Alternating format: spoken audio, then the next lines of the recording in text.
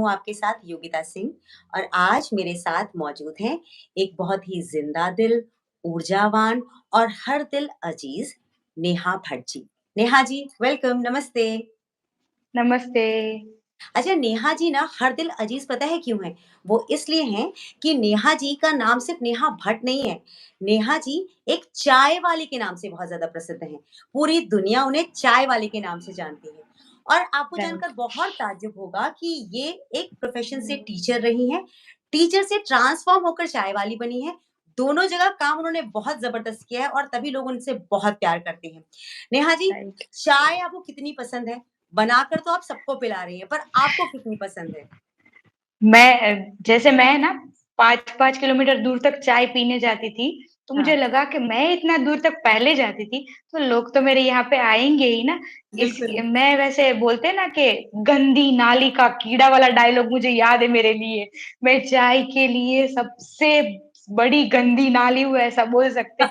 क्योंकि मुझे कोई अगर बड़ा मग भर के भी चाय दे दे ना, तो मैं पी लेती हूँ।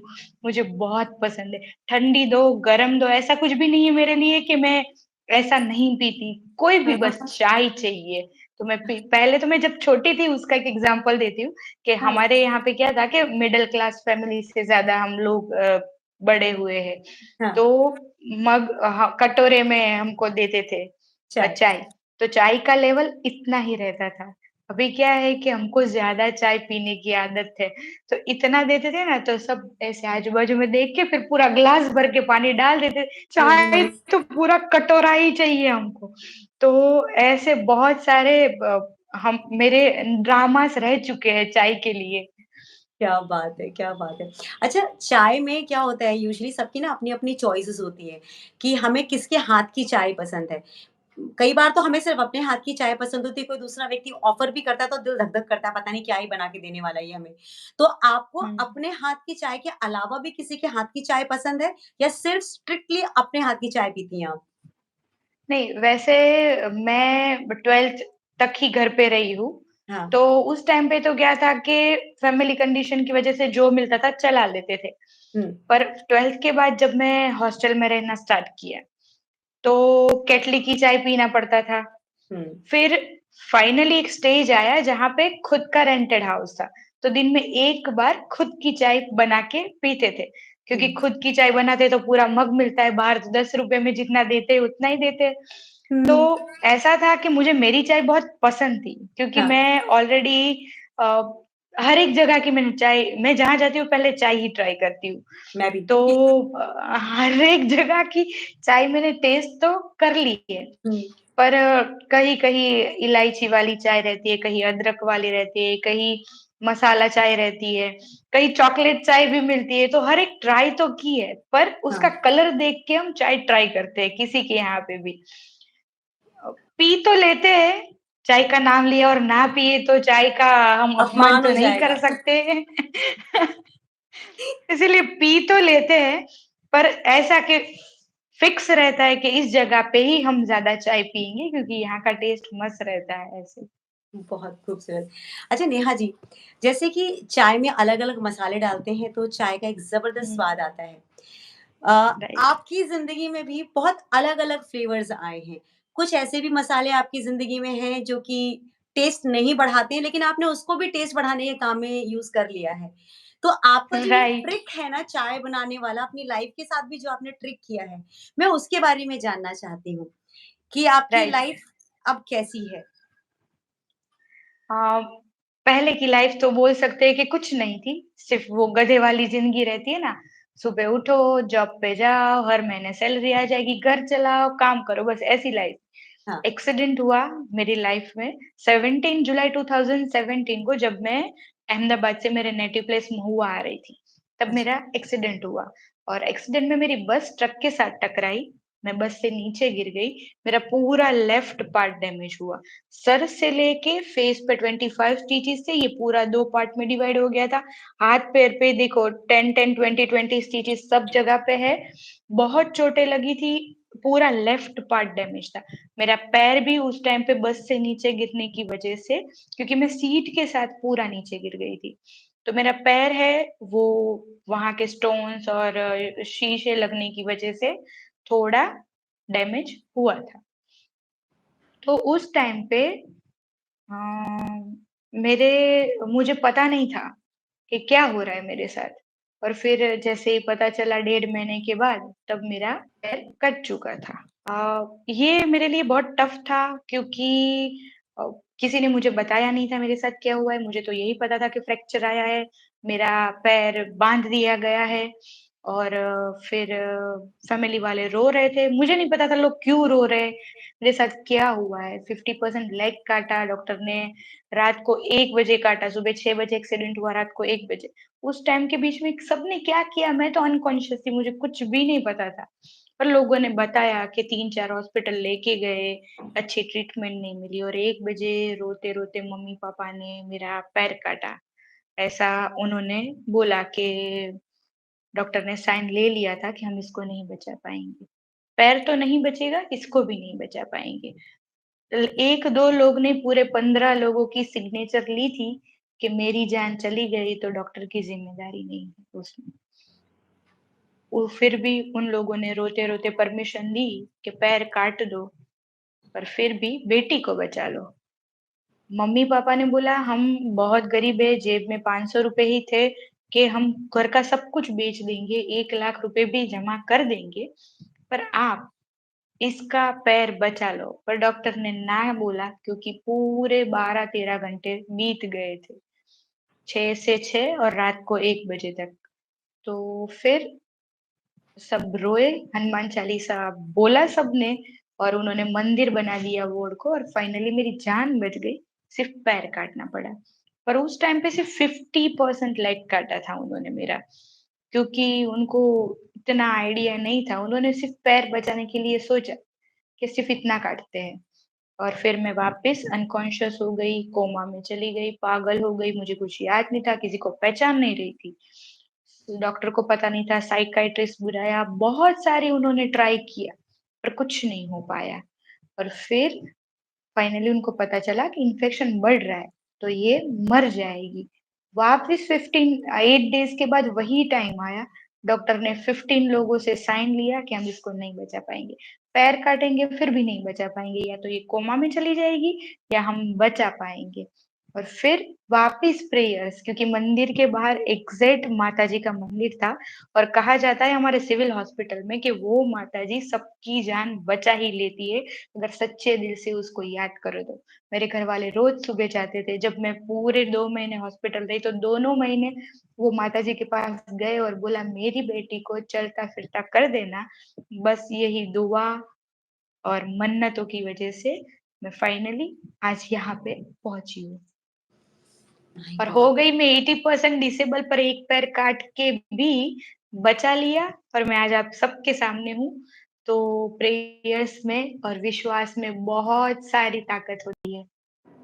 इसमें कोई शक नहीं नेहा जी कि प्रेयर्स में बहुत सारी ताकत होती है। और जैसे आपने कहा ना कि आपके मंदिर के ठीक आपके बेड के ठीक सामने जो मंदिर था और उनमें हाँ, सब लोग को बहुत आस्था है। मुझे लगता है कि शायद उन्होंने अपनी शक्तियाँ भी आपके अंदर भेज दी, तभी आज आप लोगों को मोटिवेट कर सकती हैं। क्योंकि अक्सर लोग जो हैं जब फिज़िकली चैलेंज्ड हो जाते हैं, हम उन्हें कह देते हैं ना कि शरीर जो है उनका अपाहिज हो गया है। अब बहुत अच्छा टर्म दे राइट, दिया है दिव्यांग बोलते हैं। लेकिन सिर्फ़ दिव्यांग बोल देने भर से इंसान की जो मानसिक विकलांगता है वो ख़त्म नहीं होती है। मुझे लगता है कि मानसिक विकलांगता को ठीक करने की बहुत ज़्यादा आवश्यकता होती है। आपके राइट। साथ जब ऐसा हुआ, जब आपकी सिर्फ़ जान ही बचाई जा सकती थी, परिवार में लोगों ने इस चीज़ को कैसे लिया? क्योंकि सबसे पहले तो आपको ही एक्सेप्टेंस नहीं थी कि मेरे साथ क्या हुआ है। आपको समझाने के लिए किसने सबसे पहले इनिशिएटिव लिया और किसने आपको समझाया?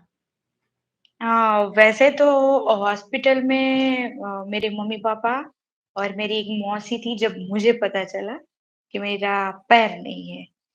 अ, सब लोग बहुत लोग आए, क्योंकि है ना मैं पहले से ही ऐसी थी कि सोशल मीडिया पे मैं इतना एक्टिव नहीं रहती थी, हुँ, पर मुझे रिलेशन बनाने में बहुत मज़ा आता था कि जितने ज़्यादा दोस्त हैं, उतना मुझे ज़्यादा मज़ा। हाँ, मैं फ़ोन पे बात किसी से नहीं करती, क्योंकि मैं बहुत आलसी हूँ फ़ोन पे बात करने की। तो मैं फ़ोन पे बात नहीं, हाँ, मैसेज कोई करे ना तो मैं फटाफट रिप्लाई कर देती थी, क्योंकि वो छोटा कीपैड वाला फ़ोन था ना, तो टाइपिंग करने की बहुत मज़ा आती थी। तो दोस्त बहुत सारे बनाए थे मैंने। तो मेरे बहुत सारे दोस्त भी मेरे साथ रहते थे उधर, हुँ, आते थे, सबने 1-1 घंटे का टर्न लगाया हुआ था। जो जिन-जिन लोगों को मुझे जिनसे ज़्यादा प्यार था, वो लोग उस टाइम पे उधर नहीं थे, जब मुझे पता चला कि मेरा पैर नहीं है। ऑर्थोपेडिक वार्ड था, गवर्नमेंट हॉस्पिटल था। जब एक आंटी को मेरे मेरे जो डॉक्टर थे, ऑर्थोपेडिक में डिपार्टमेंट रहते कि ये इतना पार्ट ये हैंडल करेगा, इतना है। तो मेरा वाला जो डॉक्टर है, वो किसी और को चलने का प्रैक्टिस करवा रहा था हुँ, और वो दादी थी, वो 70 टू 80 इयर्स की। तो मुझे अंदर से हुआ कि मुझे भी तो चलाएँगे ना एक दिन, मेरे भी तो 2 महीने हो चुके हैं। अभी तो मुझे मतलब जब ड्रेसिंग करते थे ना स्टार्टिंग में, तो ये जो मेरा लिम्ब इतना सा है, वो लिम्ब का आगे का कटा हुआ पार्ट है, उसको प्रेस करते थे और जितना भी खराब वाला खून है, वो लोग निकालते थे रोज़ बकेट भर के। और मशीन रहता है एक, जो साइड की खराब जो स्किन रहती है, डेड स्किन वो तो वो मशीन जैसे ड्रिल मशीन रहता है ना वैसा, वो घुमाते थे, तो मैं पूरे वार्ड में ज़ोर-ज़ोर से चिल्लाती थी। पूरे वार्ड को पता था मेरे साथ क्या हुआ है, सिर्फ़ मुझे नहीं पता था कि मेरे साथ क्या हुआ है। इतना चिल्लाती थी कि पूरा वार्ड में मेरे मेरे केस में वहाँ पे सारी कास्ट के लोग थे, हिंदू, मुस्लिम, सिख चारों चारों कास्ट के लोग थे वहाँ पे और उनमें से जब मेरा ड्रेसिंग आता था, सब मेरे बाजू में आते थे, एक मेरा हाथ पकड़ता था, एक मेरा मुँह पकड़ता था और एक मेरे ड्रेसिंग में हेल्प करता था और उन सारे लोगों ने 2 महीना तक मुझे सँभाला। क्या है कि मैं ब्राह्मीण हूँ, तो हमारे में प्रिस्क्रिप्शन में एग लिखा जाता था। कभी मैंने आज तक छुआ नहीं था। जब उसका टाइम आता था तो मैं ज़ोर-ज़ोर से रोती थी, चिल्लाती थी। सब मेरी आँख, कान बंद करके मुझे दवाइयाँ देते थे क्योंकि आज तक लाइफ़ में मैं थोड़ा-सा भी बीमार हुई ना तभी भी हॉस्पिटल नहीं गई थी। और ये लाइफ़ का पहली बार हॉस्पिटल था।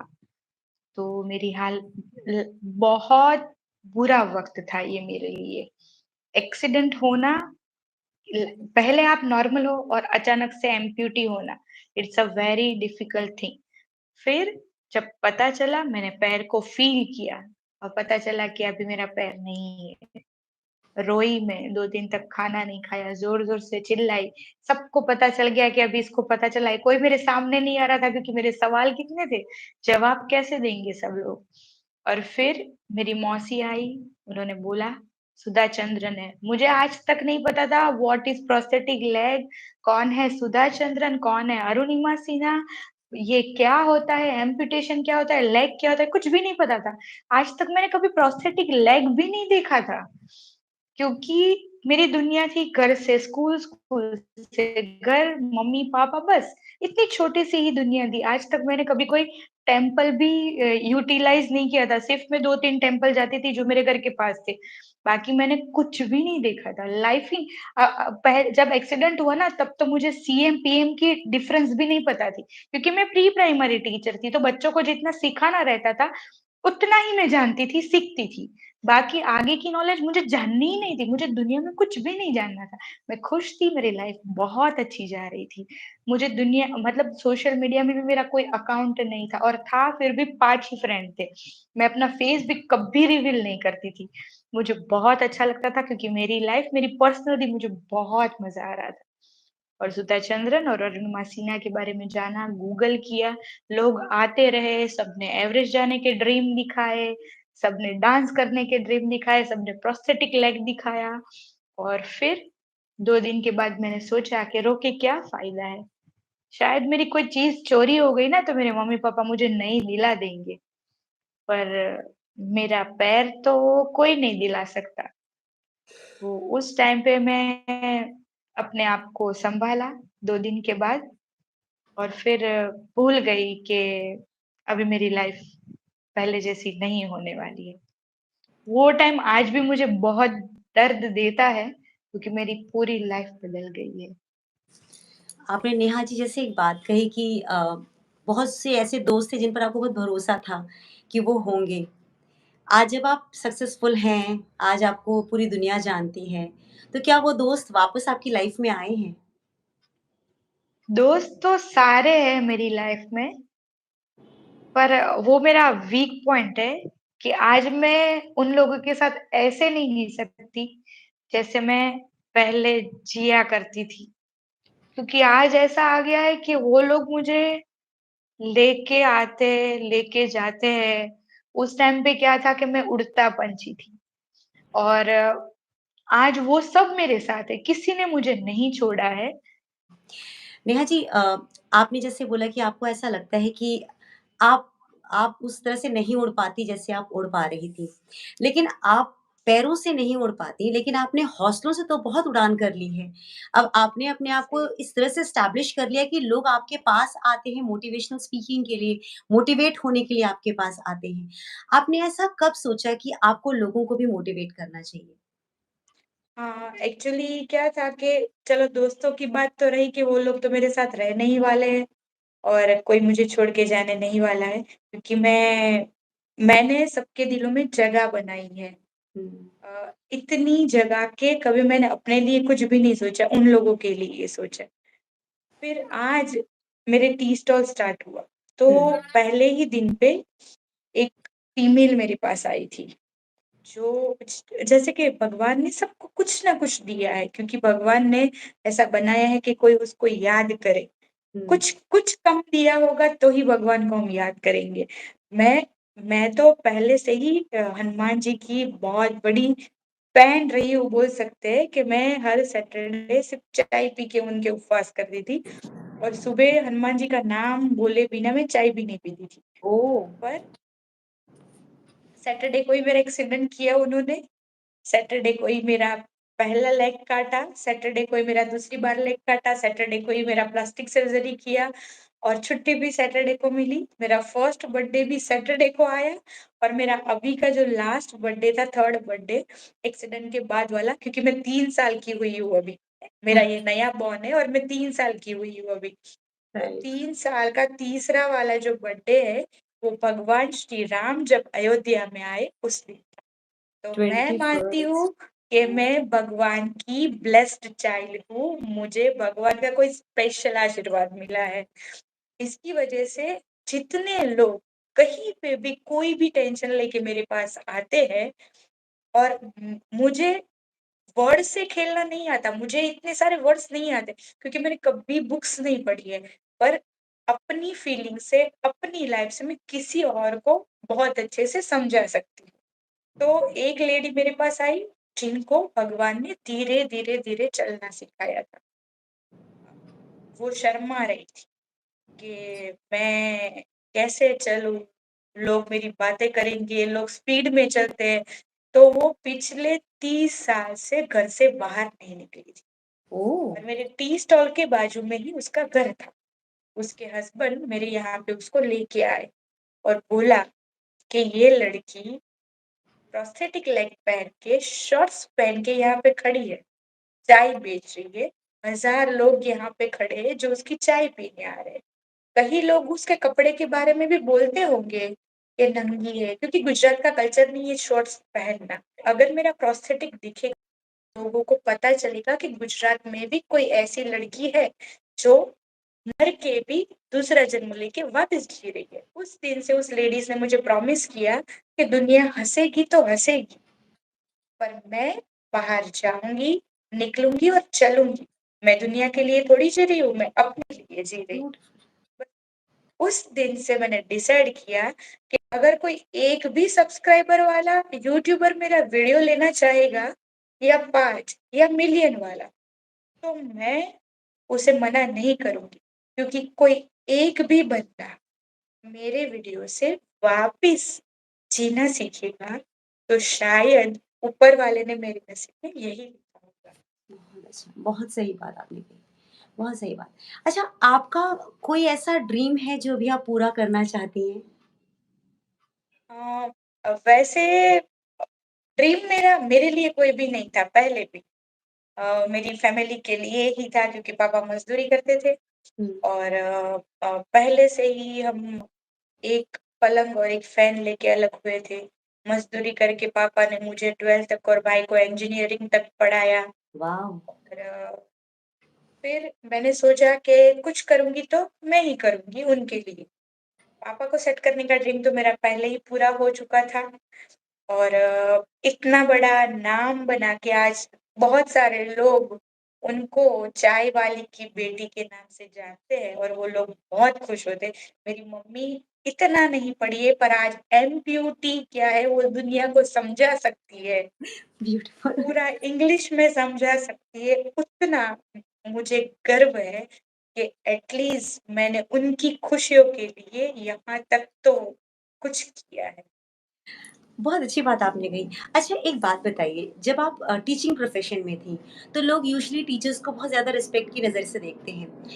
आपका अगर चाय का रेस्टोरेंट होता, होटल होता, तो लोग आपको अगेन एक बहुत बड़ी बिज़नेस वुमन की तरह से देखते। लेकिन आपने एक चाय का रोड पे ही आपने एक वो बनाया है छोटा-सा, हम लोग उसे दिल्ली में टपरी के नाम से बोलते हैं, टपरी बनाई है। टपरी हाँ। तो एक ऐसा ट्रांसफॉर्मेशन जो कि एक बहुत ही रिस्पेक्टेबल जॉब से एक टपरी बनाना जिसमें कि आपको पता है कि हर तरह के लोग आते हैं, हर तरह से वो लोग बोलते हैं, उनका नज़रिया हर एक का अलग होता है अगर आप सड़क पे खड़े हैं तो। वही चीज़ होटल में होगी तो बात अलग होगी, लेकिन सड़क पर अगर आप खड़े हैं, तो लोगों का नज़रिया अलग हो जाता है। आपको कभी ऐसा लगा कि आप अपने स्टेटस को छोड़कर किसी एक ऐसे नए स्टेटस को ट्राई करने जा रही हैं, जो कि एक बहुत बड़ा फेलियर भी हो सकता है? एक्चुअली क्या है टीचर बनना मेरा ड्रीम नहीं था कभी भी। हाँ। मेरा ड्रीम था खाकी पहनना, पुलिस में जाना और क्या था कि टीचर मेरी मम्मी का ड्रीम था और पहले से ही मैं मेरी मम्मी की सारी बातें मानती थी। हुँ, और उनको क्या था कि छुट्टियाँ रहेगी तो घर पे आना है सैटरडे संडे भी छुट्टी रहेगी तो घर पे आना है, फेस्टिवल पे घर पे आना है, क्योंकि मैं दूर थी घर से। हुँ। तो टीचिंग जॉब मुझे बिल्कुल पसंद नहीं थी और मेरा घर चलाने के लिए, मम्मी का ड्रीम पूरा करने के लिए और घर पे बार-बार आने के लिए, मम्मी के हाथ की भाकरी बहुत पसंद है हम गुजरातियों को, हाँ, तो वो खाने के लिए मैंने स्कूल की जॉब स्टार्ट और स्कूल में भी ऐसा नहीं है कि टीचिंग जॉब में सिर्फ पढ़ाओ और छुट आप फ्री हो गए। बहुत सारे काम रहते हैं।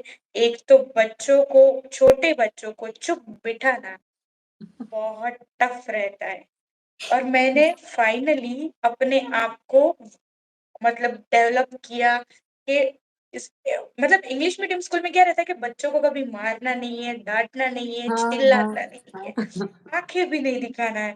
अभी प्यार से इतना प्यार तो आज तक मुझे कभी मिला ही नहीं था जो मैं बच्चों को दे पाऊँ।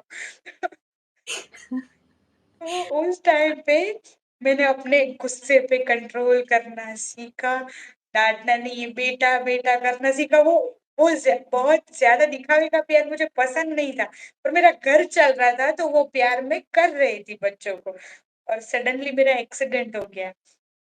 अभी हुँ, पहले मम्मी ने भी बोला कि हम तेरे साथ चाय बेचने नहीं आएँगे, क्योंकि चाय की टपरी मतलब जैसे आपने बोला ना कि कैसे लोग आएँगे, कोई कोई कैसा भी आएगा, कोई किसी अच्छा आएगा, कोई बुरा आएगा। एक लेडीज़ के लिए वो ज़ोन बहुत खराब रहता है और मेरे कई सारे दोस्त जो पुलिस में है और उनके जो फ्रेंड है, वो शायद कहीं कोई और काम कर रहे हैं। तो मुझे तो सब जानते हैं, मेरे यहाँ पे तो सब आएँगे, तो उनको वो इनसिक्योरिटी थी एक। हाँ। तो फिर एक दिन स्टार्ट किया मैंने और पहले ही दिन पे मैं अभी एक्सीडेंट के बाद मुझे इंटरनेशनल सिस्टर का टैग मिला है। ओह! कोई भी लोग मुझे बहन ही बुलाते हैं और मुझे बहुत अच्छा लगता है कि भले एटलीस्ट कोई भी है मुझे रिस्पेक्ट दे रहा है, बहन तो बोल रहा है मुझे। तो वैसे ही एक फूडी भैया थे जिनके मैं व्लॉग देखती रहती थी क्योंकि मेरा 2 इयर्स बेड रेस्ट ही था। तो इंस्टा स्क्रॉल करते-करते मेरी उनसे बात हुई, तो मैंने बोला मेरे सारे भाई पुलिस में ही है, अगर आपको कोई ज़रूरत है तो आप बोलना और मैं भी टी स्टॉल स्टार्ट करने वाली हूँ। हुँ, तो उसने बोला कि सिस्टर जब भी आप पहले दिन पे अपना टेबल लगाए, उसी दिन पे मुझे बुला लेना। हम पूरी टीम है फूड ब्लॉगर की और हम फ्री में आपका वीडियो बना के देंगे। और वाह! उसी दिन पे मेरी मम्मी को बहुत मज़ा आया। मेरा वीडियो शूट हुआ और एक अलग नए तरीके से, और आज भी वो मेरा फर्स्ट वाला जो वीडियो है वो 2 मिलियन व्यूज़ में चला है, वॉव! पहला वीडियो। वॉव! तो उस दिन से मम्मी के दिमाग में जो नेगेटिव थॉट थे, वो चले गए। वहाँ पे आप बिलीव नहीं करोगे, सेकंड डे जब मेरा वीडियो वायरल हुआ तो बीएमडब्ल्यू, मर्सिडीज़, बड़ी-बड़ी वॉक्सवैगन जैसी कार मेरे यहाँ पे चाय पीने आती थी और दिन के 1000 लोग वहाँ पे भीड़ रहती थी उन लोगों की। तो आपने और कोई टीम रखी है चाय बनाने के लिए या आप ही बनाती रहती हैं चाय? नहीं, एक्चुअली क्या था कि मुझे आती थी चाय, तो मैंने अपने साइज़ का ही बर्तन लिया था। मेरे पास पे इतना कुछ मेरा ड्रीम नहीं था कि मैं बहुत बड़ा बनाऊँ। पर क्या हुआ था कि मैं डिप्रेशन से पास हो रही थी। तो घर पे बैठ-बैठ के मैं जा नहीं सकती। अभी क्या है कि मैं चल नहीं सकती, तो मेरे दोस्त भी मुझे हर जगह, पहले कैसे कि हर जगह पे मैं एक्टिवा लेके उनके पीछे-पीछे चली जाती थी या वो लोग लेके जाते थे। अभी क्या होता है कि उन लोगों को मुझे सँभालना भी पड़ता है। और कहीं मैं शॉर्ट्स पहनती हूँ तो उनको शर्म भी आती होगी, ऐसा मैंने इमेजिनेशन कर लिया। तो इसलिए वो लोग मुझे लेके नहीं जाते थे। तो मैं घर पे बैठ के रोती रहती थी कि मेरा पैर नहीं है, अभी मेरी लाइफ़ बदल गई, मैं क्या करूँगी? मेरे गाँव जो महुआ है, सौराष्ट्र का कश्मीर कहा जाता है, उसको बहुत मस्त है। तो वहाँ पे समुंदर है, अभी मैं समुंदर नहीं जा पाऊँगी, मुझे वो ऊपर से जो आता है ना पानी, गाना वैसे गाना नहाने हाँ। में बहुत क्रेज़ है, अभी मैं नहीं जा पाऊँगी, मेरी लाइफ़ बदल गई, मैं चल नहीं पा रही हूँ, मैं वॉशरूम नहीं जा पा रही हूँ, क्योंकि एक जब भी घर में हूँ अभी, तो मैंने लेग पहना नहीं है। बाहर जाते हैं तभी पहनते हैं, तो अभी मुझे अगर वॉशरूम जाना है तो एक पैर से कूद के जाना पड़ेगा। रात में बहुत नींद आ रही है और कभी वॉशरूम लग गई, तो नींद में से उठ के जाओ, कभी गिर जाओगे। ऐसे बहुत सारे होते हैं हमारे साथ। एम्पुटीज़ के लिए ये सब कॉमन चीज़ें हैं, ये सब कुछ होता है। तो मैं बहुत डिप्रेशन में थी। मुझे लगा था मेरी लाइफ खत्म हो गई, मुझे सुसाइड करना है, मुझे नहीं जीना है। और हुआ ऐसा था कि मैं मिडल क्लास फैमिली की वजह से, होने की वजह से, बहुत सारे लोग ने मुझे फाइनेंशियल सपोर्ट किया था। और फिर मुझे लेग के बारे में पता चला, तो पहले मैंने फ्री लेग के बारे में जाना, फिर मैंने थोड़ा हाई टेक के बारे में जाना, फिर मैंने यूएस बेस, यूके बेस के बारे में जाना। तो पता चला कि गुजरात के लेवल पे, मेरे लेवल पे, अगर मुझे अरुणिमा सिन्हा के जैसे एवरेज रहना है तो 10 लैक्स का लेग चाहिए होगा। तो मैंने क्राउड फंडिंग स्टार्ट किया।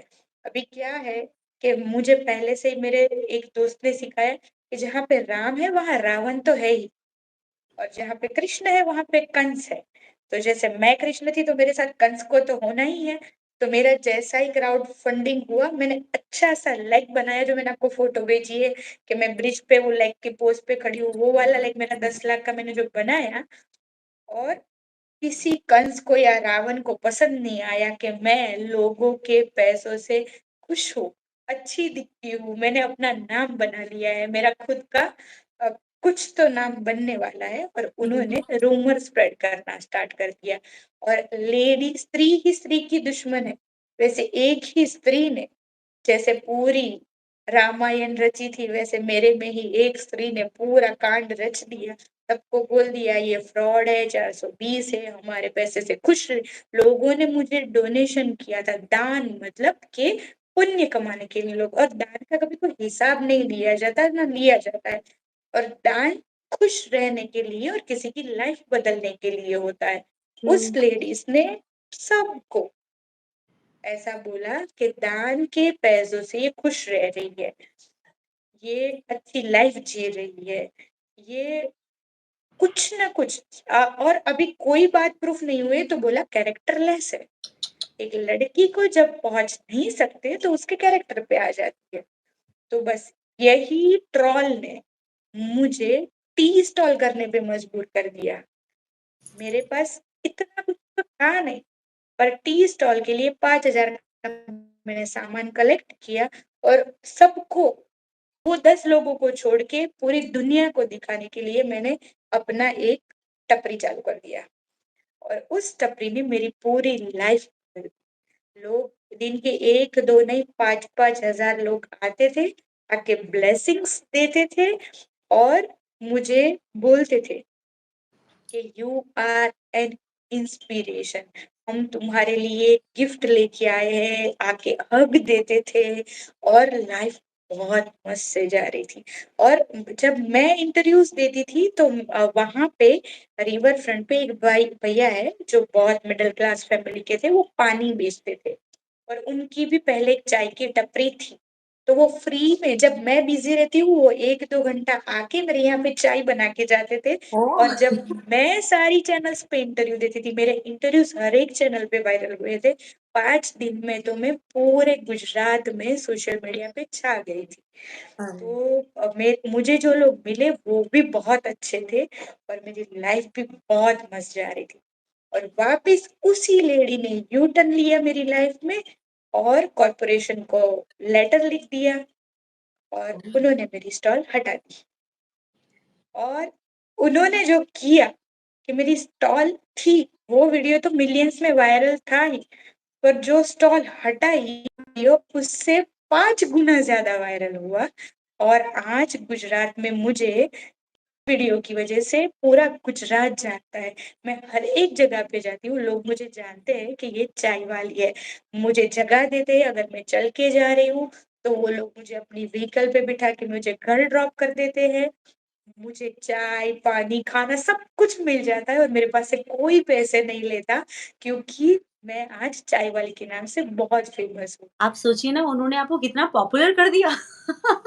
उन्होंने राइट। उन्होंने तो मतलब अनजाने में आपके लिए बहुत अच्छा कर दिया, कोई बात नहीं, बहुत अच्छी बात है। भगवान कभी-कभी ऐसे लोगों को भेजते रहते हैं। हमें उस टाइम लगता है राइट। हिंड्रेंस है लेकिन कुछ और प्लानिंग होती है भगवान की। सही आपकी बात है। जर्नी ना सच में बहुत ज़बरदस्त है। आपको किसी बात का कोई रिग्रेट है क्या? किसी बात का भी कोई रिग्रेट? किसी बात का कोई दुःख है? वैसे अभी तो मुझे इतना कोई दुख की बात तो है ही नहीं, क्योंकि मैंने है ना पहले पूरी गँवार दिखती थी, क्योंकि मैं गाँव में ही रही हूँ। तो फिर भी फेस, मतलब मैं कलर अच्छा था। तो हमारे गाँव में तो क्या है कि सबको ऐसा है कि अच्छी तो दिखती हाँ। है।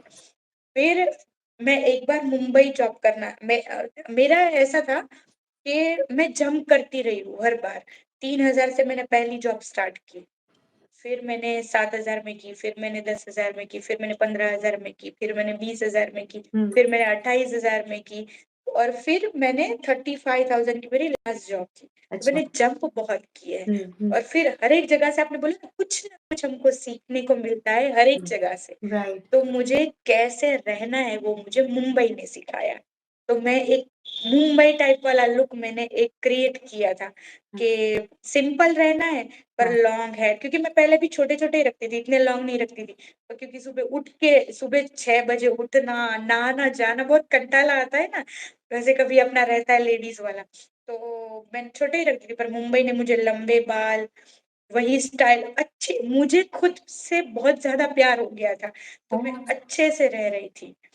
और फिर एक भी चीज़ ऐसी नहीं है रात को लड़कों के जैसे घूमना, अ, फिर कहीं पे भी पहुँच जाना है, पूरे लड़कों के बीच में अकेले बैठना, घूमना, सब कुछ मेरी लाइफ में मैंने कर लिया था।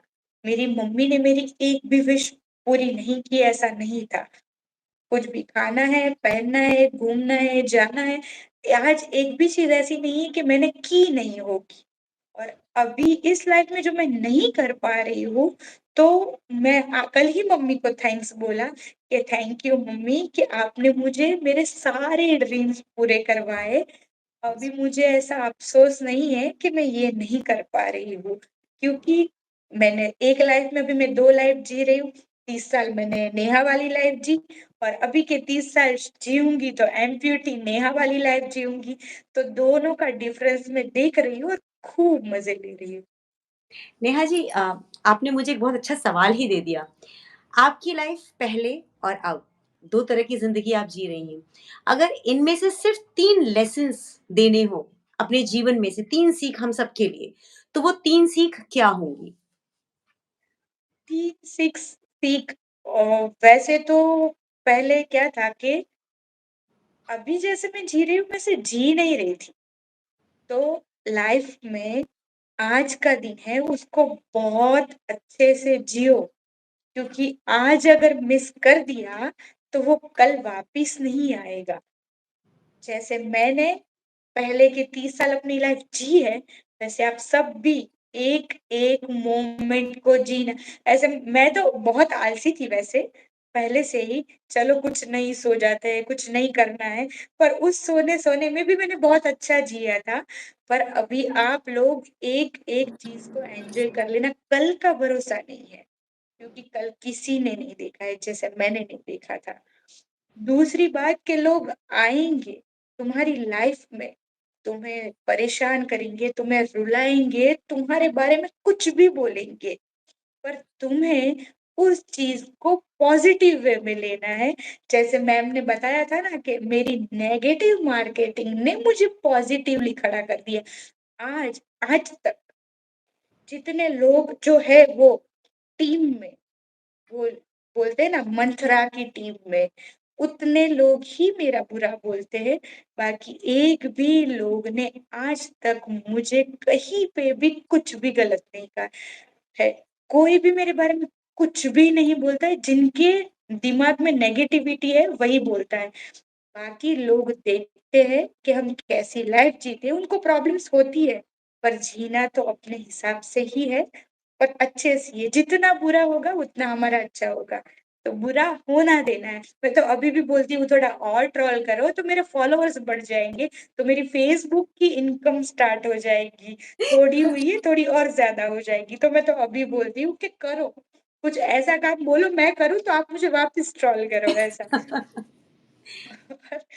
और तीसरी चीज़ है कि you are your own inspiration, ये मेरा स्लोगन है कि आज तक लोगों ने ट्रोल किया, मैं भी ऐसी थी कि रोती रहती थी। लोग मुझे रोतड़ी के ही नाम से जानते थे। रोती हूँ कोई भी अगर मेरे स्कूल में प्रिंसिपल भी कुछ बोलती थी ना, डाँटती भी नहीं थी, फिर भी मैं रोने लगती थी। तो वो फिर एडजस्ट करना सीख गई कि ये अपना उसका दिल थोड़ा कमज़ोर है, तो ये रोएगी ऐसा। मुझे लोगों ने 2 साल तक बहुत परेशान किया, मैं बहुत रोई। फिर मेरे भाई ने एक बार मुझे बोला, "तूने कुछ गलत किया है? सिर्फ़ दान ही लिया है और दान किसी के गले पे चाकू रख के नहीं लिया था या किसी से भीख माँग के नहीं लिया था। सिर्फ़ मेरा रूल यही था कि मैं अगर योगिता जी को जानती हूँ, तो मैं उनको बोलूँगी कि योगिता मैम, क्या आप मेरी ये फ़ोटो है, अपनी प्रोफ़ाइल पे रखेंगे? आपकी प्रोफ़ाइल में से अगर एक लोग भी मुझे ₹100 देगा, तो मेरी लाइफ सेट हो जाएगी। तो राइट। मैंने जितने भी लोगों को मैसेज किया है, सिर्फ़ यही मैसेज किया था कि मेरी पोस्ट रखो। मैंने किसी से पैसे नहीं माँगे थे, ना मैं किसी से धमकी दिया था और ना मैंने किसी के साथ मिसबिहेव किया था। मैं सबको भाई और बहन कह के ही बुलाती थी। तो हुँ। मेरे भाई ने बोला कि तूने कुछ गलत नहीं किया है, जिन्होंने दिया है वो अपनी मर्ज़ी से दिया है और ऊपर वाले ने पिछले जन्म का कुछ तेरा बाकी होगा, वो इस जन्म में तुझे ये प्रॉब्लम देके वापस भेजा है। फिर मैं हिम्मत आ गई कि जब तक भगवान आके किसी को बोलेगा नहीं ना कि ये गलत है, तब तक मैं गलत नहीं हूँ। और जब खुद एक्सेप्ट करेंगे ना हम गलत है, तभी हम गलत है। अगर गलत है पता है कि कई बार हमने कोर्ट में सुना है कि वो रहता है जो जिसने गलती की है वो एक्सेप्ट हाँ, नहीं करता है, हाँ। तो फिर भी उसको गुनहगार नहीं माना जाता है। तो मैं तो सही थी और मेरी कोई गलती नहीं थी। तो जब तक मैं एक्सेप्ट नहीं करूँगी, मुझे कोई नहीं हरा पाएगा और आज मैं दुनिया के हर एक लोगों के जवाब दे सकती हूँ अगर किसी ने उँगली उठाई तो, क्योंकि मैं गलत नहीं हूँ और गलत हूँ तो आप लॉ के हिसाब से चलो, संविधान के हिसाब से चलो, मुझे जेल भिजवा दो पर मैं गलत नहीं हूँ तो मुझे परेशान मत करो क्योंकि मैं अपनी खुद की इंस्पिरेशन हूँ, मैं वेरी अपनी ब्यूटीफुल। ताकत हूँ। Very nice, very nice.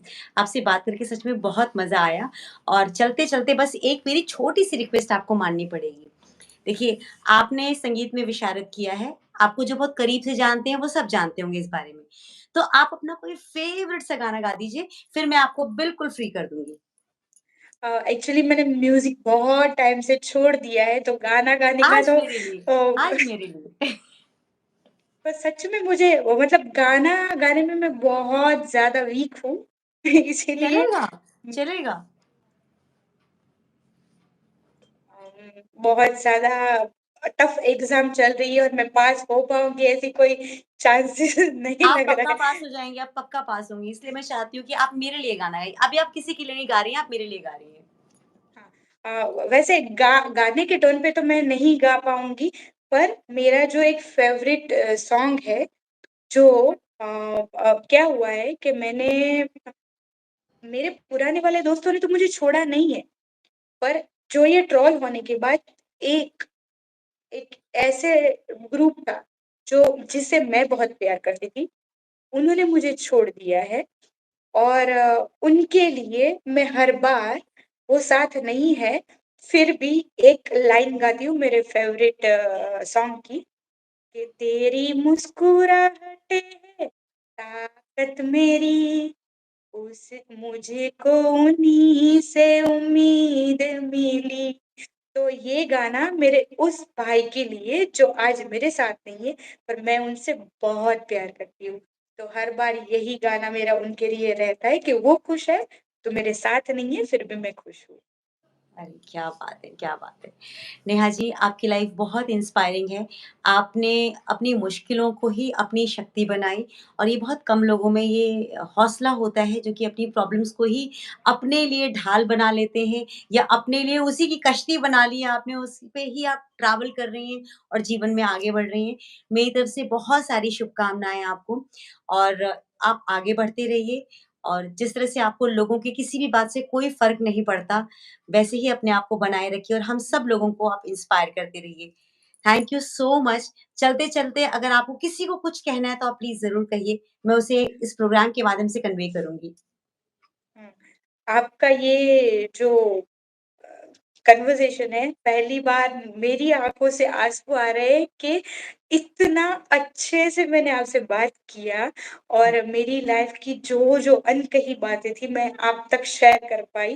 2 बार तो बीच में मुझे रोना आ गया कि सच में मेरी लाइफ़ आपने इतने अच्छे से लोगों के सामने प्रेज़ेंट की और जो क्वेश्चन्स थे, कुछ नए तरीके के, बहुत मज़ा आया और लोगों को भी इस वीडियो के माध्यम से बताना चाहूँगी कि हारना नहीं, कितनी भी बड़ी गलती हमने कर दी, अगर वो ऊपर वाला हमें माफ़ कर देता है, तो लोगों से डरने की ज़रूरत नहीं है। अरुणिमा सिन्हा का भी इंटरव्यू मैंने देखा था, उन्होंने भी इतनी सारी प्रॉब्लम सह के भी एवरेस्ट गए थे और मैं भी इतनी सारी प्रॉब्लम सह के यहाँ तक पहुँची हूँ। सबकी लाइफ़ में बहुत प्रॉब्लम्स है, हारना नहीं है, मरना नहीं है, अगर मैं मर गई होती, तो आज आपके सामने नहीं होती। तो जीना सीखना है हमें खुद को ही। Thank you so much the brave heart Neha amputee. मैं आपके शहर में आऊँगी ना, तो आपके हाथ की चाय पिए बिना बिल्कुल वापस नहीं आऊँगी। पक्का। Thank you. Thank you so much. Thank you. नमस्ते।